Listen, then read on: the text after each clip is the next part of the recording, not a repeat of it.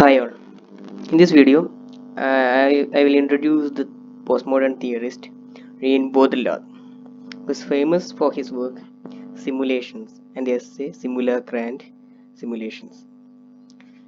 So he is associated with what is usually known as the idea called the laws of the real, which is the view that in contemporary society, the pervasive influence of images from film, TV, and advertising has led to a loss of the distinction between real and imagined, reality and illusion, surface and depth.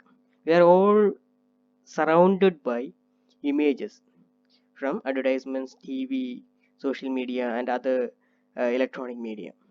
So we are in a situation where we cannot distinguish what is real and what is unreal.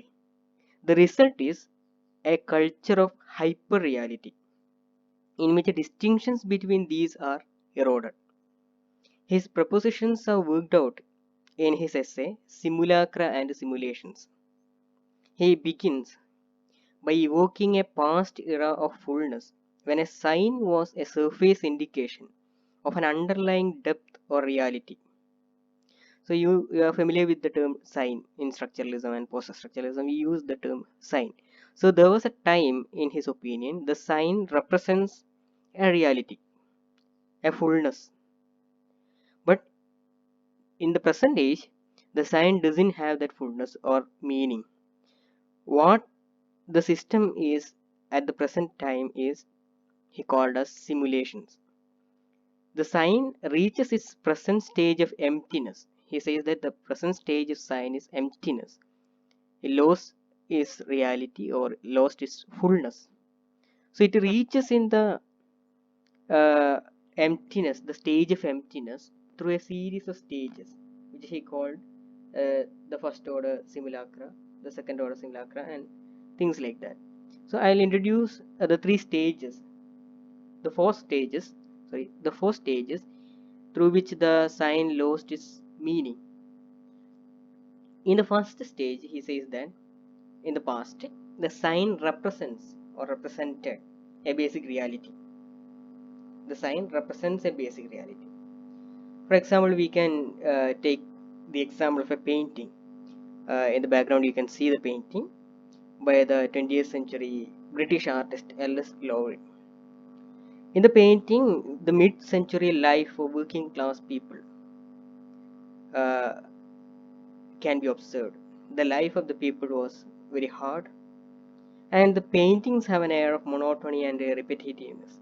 Called stick-like figures fill the streets, colors are muted, and the horizon filled with the grim factory-like buildings.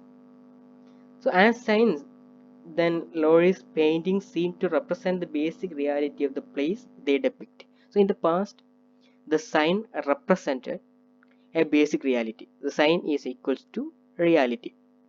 But when it comes to the second stage is that the sign misrepresents or distorts the reality behind it. As an example of this, we can take the painting by the Victorian artist Atkinson Grimshaw. You can see the painting in the background. These paintings show the cities at night, wet pavements reflecting the bright lights of dockside shops, the moon emerging from behind the cloud. Need not be this particular painting itself. So life in these places at that time was presumably grim too, like in the case of the previous. The life of the people may be very hard during this time itself also, but the paintings show a very glamorized portrayal of the city, thus distorting the reality or misrepresenting the reality behind it. So this is the second stage of sign, in which the sign misrepresents or distorts the reality behind it. We move to the third stage. The third stage of the sign is when the sign disguises the fact that there is no corresponding reality underneath. So, for example, you can see the painting here by Rene Magritte. You, at the first look, you may think that it is a window. It is a window of the room, and outside the window, you will be seeing natural beauty, you know, the trees and things like that. But in a closer look, you may think that there is actually a painting near the window. But in fact, both the painting in the easel as well as the window are just another painting as. So on the canvas in the painting is painted the exterior scene which we can see through the window, but what is shown beyond the window is not reality against which the painting within the painting can be judged, but simply another sign, another depiction which has no more authority or reality than the painting within the painting. It is actually a representation of a representation. So the sign here disguises the fact that there is no corresponding reality underneath. So this is the third stage of the sign.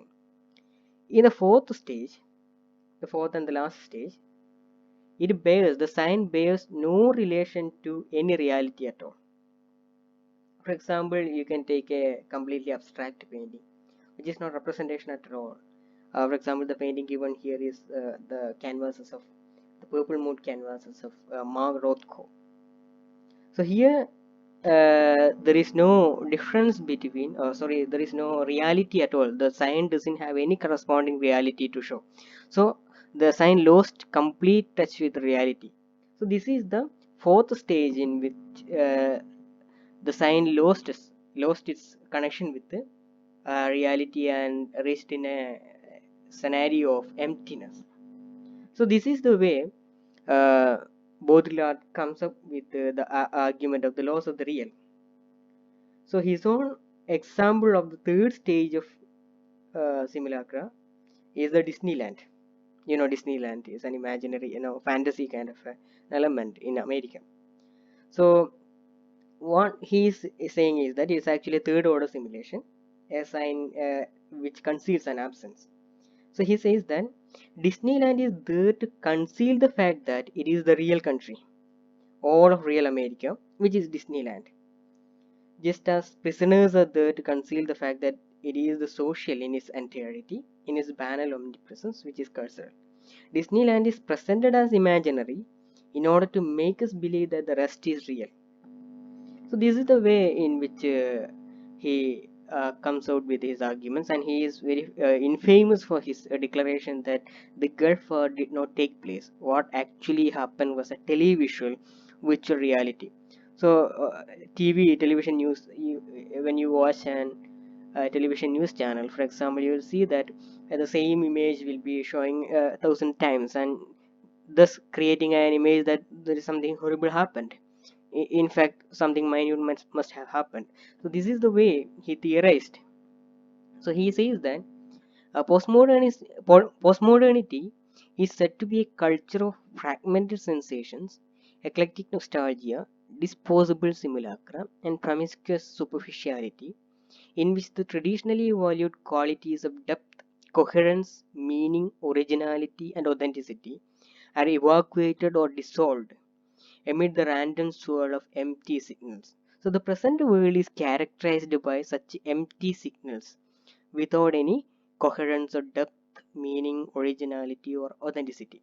So this is how he theorized the present world.